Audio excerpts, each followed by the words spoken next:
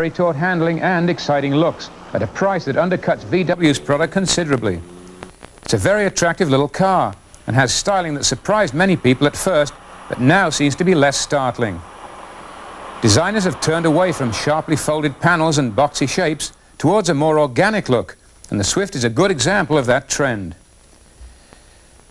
A deep rear valance panel, a front chin spoiler and a pair of lower bodyside ground effect skirts make this car look ready for the racetrack. Despite a chubby profile, the Swift seems to hug the ground like a competition car.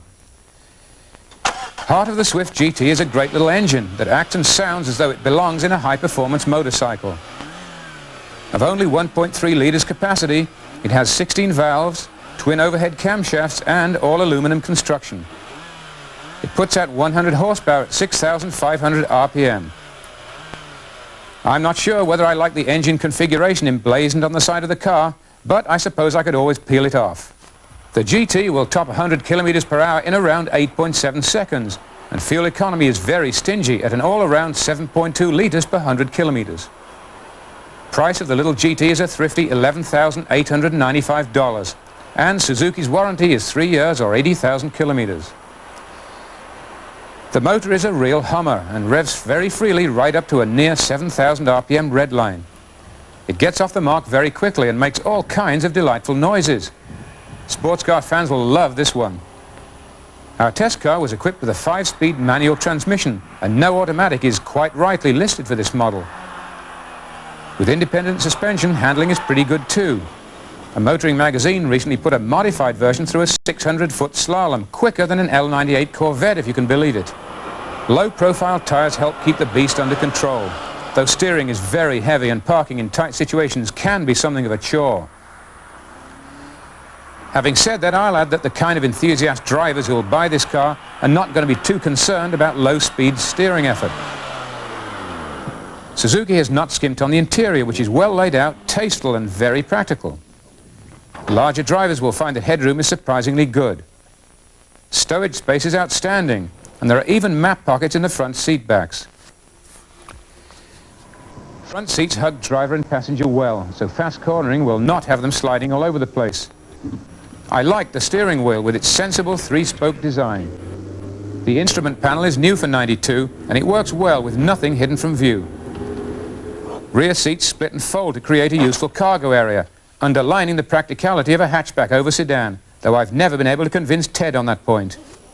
For '92, these cars get power windows and a lockable glove box. Also newer style plastic wheel covers that look like real mags until you give them a tap.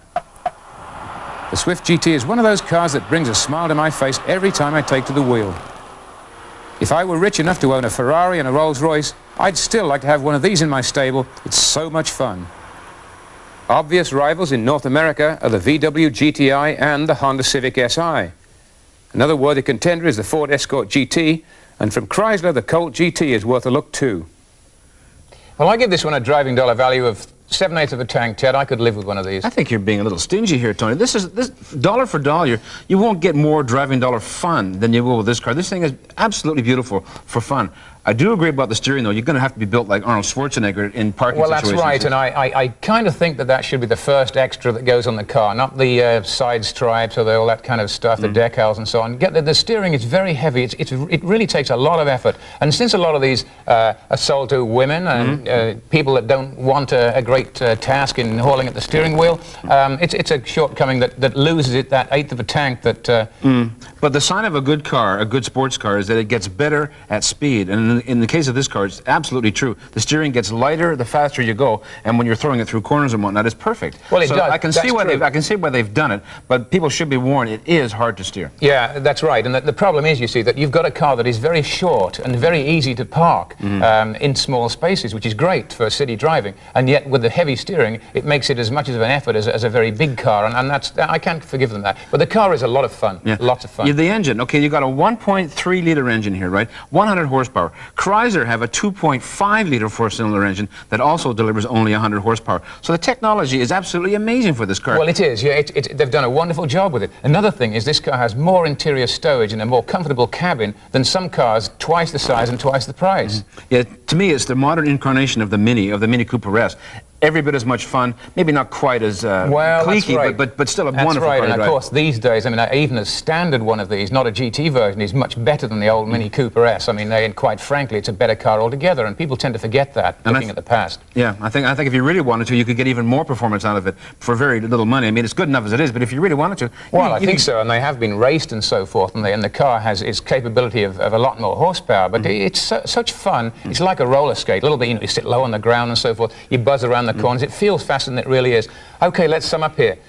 Things I didn't like about the car, the very heavy steering, and a very minor point, the body graphics.